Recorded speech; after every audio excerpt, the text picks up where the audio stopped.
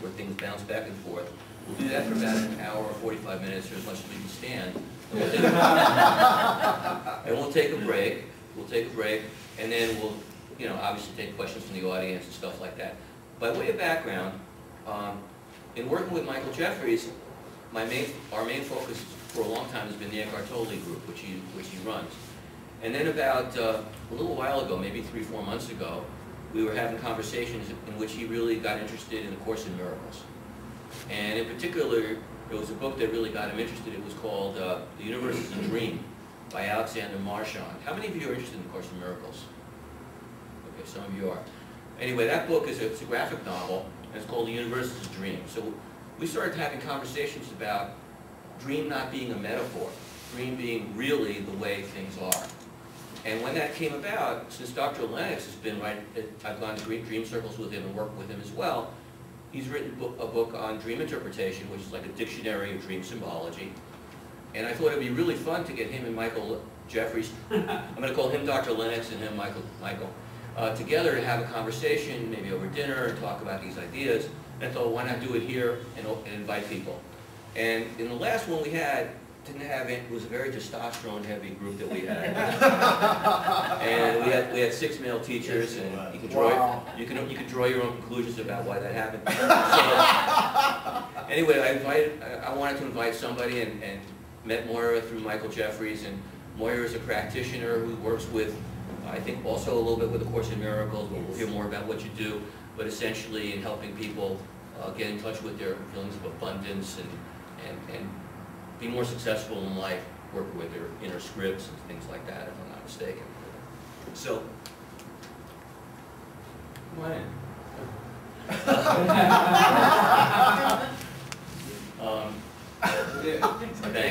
Thanks, Louis. So, there are a couple of things I wanted to start with. I was going to start because the genesis of this is with Michael Jeffries, and I think, if I'm right about it, Michael, your take on life being a dream has a lot to do with the fact that the illusion of there being a doer, of cause and effect, of someone actually being able to do things.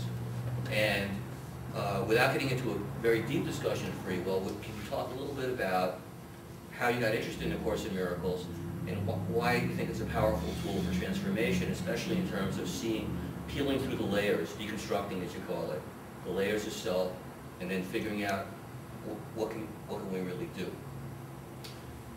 Okay, in order to answer that, Tom, we have to back up a little bit and go to the Shankar DVD. Okay. Because that was, for those of you who don't know, there's an Indian man named Dr. Vijay Shankar. And I saw a DVD that he created about 2 years ago that blew my mind. And on the DVD, he was pointing out that you really can't say one thing causes another. Now, everything we do appears to be built on cause and effect. And in this example, he used a boxer in a ring. And he asked the simple question, when does the boxer's punch begin?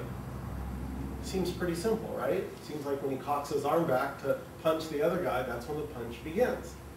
But as the video showed, that actually isn't exactly true, because, yeah, he brought his arm back to punch the guy, but that movement actually began as he began walking to the center of the ring. In other words, he never stopped. So if he didn't get up off the stool, walk to the center of the ring, if that action hadn't happened, then you could never get to the place where he's pulling the arm back. So you have to include that. Does that make sense? And then once you realize, well, if you have to include him sitting on the stool, because you don't know whether, then you got to start with him getting up in the morning. And then you have to start with him being born. Like, you begin to realize as you investigate this and you peel the layers away that you can't really say why anything happens the way it happens. It just does. As I kept with Tom, I've been saying this lately, it's like, how come we're not Japanese? Like, how come we're not born in Tokyo or, somewhere else? Why do I look like this? Why does, our family, your family, look the way it does? Why are you born here at this time with this skin, this body? And I began to wonder about these questions. And I realized I had no answer. I couldn't give you a reason. Yes, you can, you know, trace your family lineage and your history, and your parents were born in this country and their parents were born here, but it didn't seem like it really solved the problem, because no matter how far you back, there was still something else that was before that. So I began to realize that cause and effect was, in essence, an illusion. That in language, we would say, well, Michael, I got here tonight by getting in my car and driving here, so that's the cause and the effect. But you could ask questions like, why? Why are you here? Why didn't the thought pop into your head to stay home, or go get your, you know, nails done, or go eat dinner? You could have done a million other things, but for some reason, here you are. And so this fascinated me. And A Course in Miracles, to answer Tom's question, was the first spiritual teaching that began to say that the world that you're seeing out here is not actually happening out here. It's happening in here. As Gary Renard says, the world is not being done to you, it's being done by you. So maybe we'll get more. Yeah, there's more, thank you. So, in a brief introduction to Dr. Lennox's work, as I understand it, he'll correct me if I'm wrong, I'm sure. But in his dream dictionary, and I've attended some of your dream circles, and what I really liked a lot about it, but if you could speak to what we were starting to talk about, it seems to me that what you focus on is a vocabulary of symbology around the dream, but specifically, I think what I wanted to maybe have you expand on is the fact that you talk about how every character in a dream is really you. And so if the you that you are, as Michael is sort of putting out there, is an illusion or is a bottomless self, how does that translate into these various characters, and how can you learn something from that? Well, I'll start with a way of holding that'll make intuitive sense, which is that in a dream, it's easy for people to accept the notion that everybody and everything in the dream is a reflection of your consciousness because it's your dream. You know? You had it. It's happening inside you. So even if you're dreaming about your spouse who might be lying next to you in bed, it's not their dream, it's your dream. And when I suggest that to people, they get it right away. There's no argument. Nobody argues with me about that idea. They might get stuck in the, yeah, well, I dreamt of the supermarket because I went there before I went to bed. And I said, yeah, but didn't you go anywhere else before you went to bed? Why the supermarket? Why that? Why did that image come up?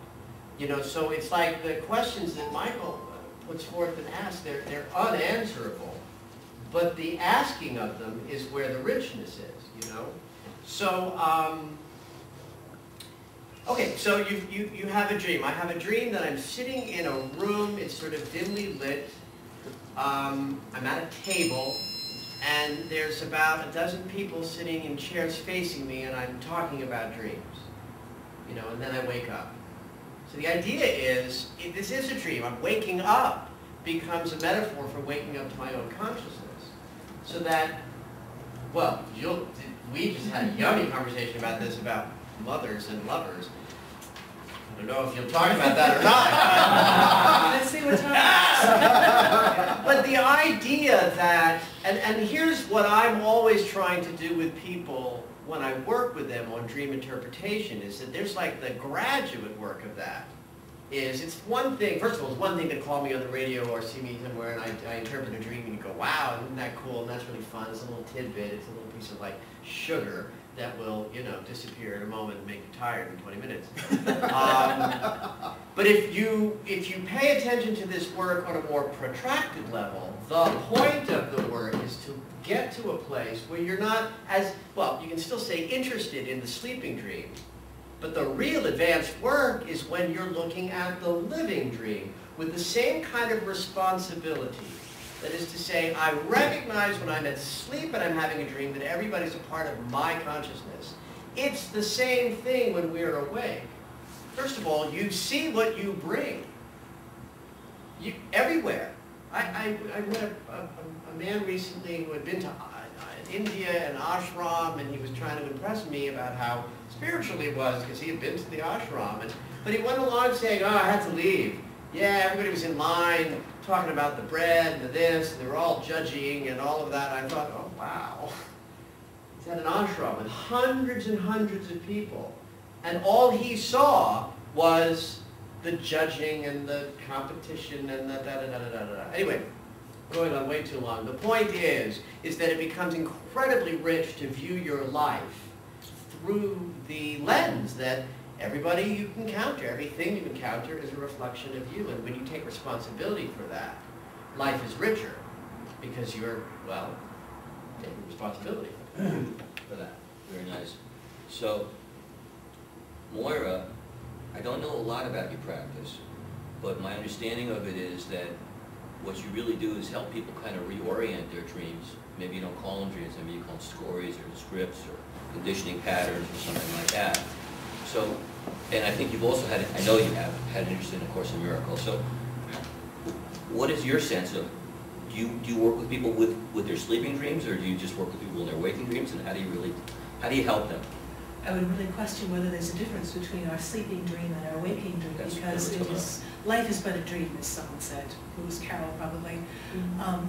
So when I work with people, very often what happens is they come to me because they're feeling very frustrated about something in their lives, and so I intuitively go in to see what is creating the frustration. What I very often find is that beliefs that come from previous lifetimes, from experiences in this lifetime, from one's parents, tend to make up our dream.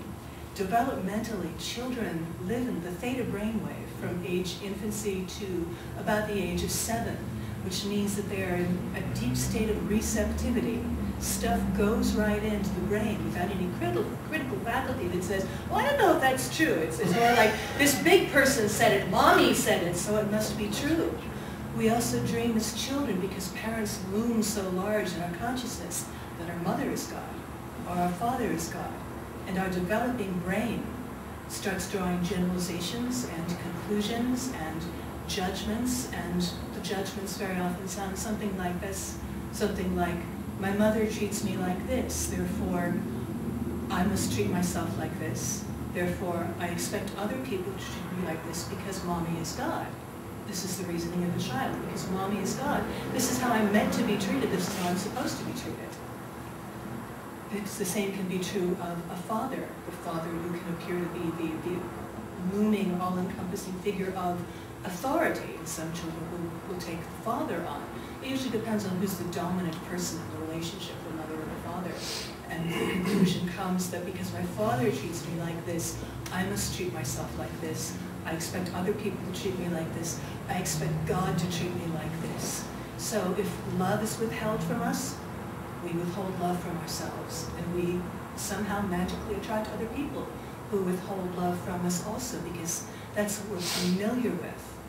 It's not comfortable, but it's what we're used to, and we get very uncomfortable. I've worked with a lot of people who grew up in, with parents who were abusive or neglectful, or who abandoned them emotionally, physically, financially, and they've formed the habit of abandoning themselves. People abandon themselves in a relationship when they start doing what the other person wants to do in hopes of gaining their love. We think that's the normal way of doing things, that we have to give up, literally abandon ourselves in order to find love. And the interesting thing is that it almost never works, because the people who take on that idea that I must give up myself and my desires and preferences in order to gain love become what some folks call people pleasers. And it's remarkable how often a people pleaser connects up with an unpleasable person, because the dynamic of this game of people pleasing is not to win the person's love. The dynamic is to stay in the game, to stay in the dream. There is no winning on this one. That's not the structure of the relationship. So until we learn to wake up from the dream of abandonment, wake up from the dream of abuse equals love, or people who love me hurt me, or people, if they love me, go away. When we wake up from these dreams, we can stop recreating and replicating those experiences in our lives. Beautiful. Well, I'm going to go right off my script now. Okay. Because I think what you're bringing up is one of my favorite aspects of my conversations with both Michaels, but which is this notion from the Course in Miracles of forgiveness.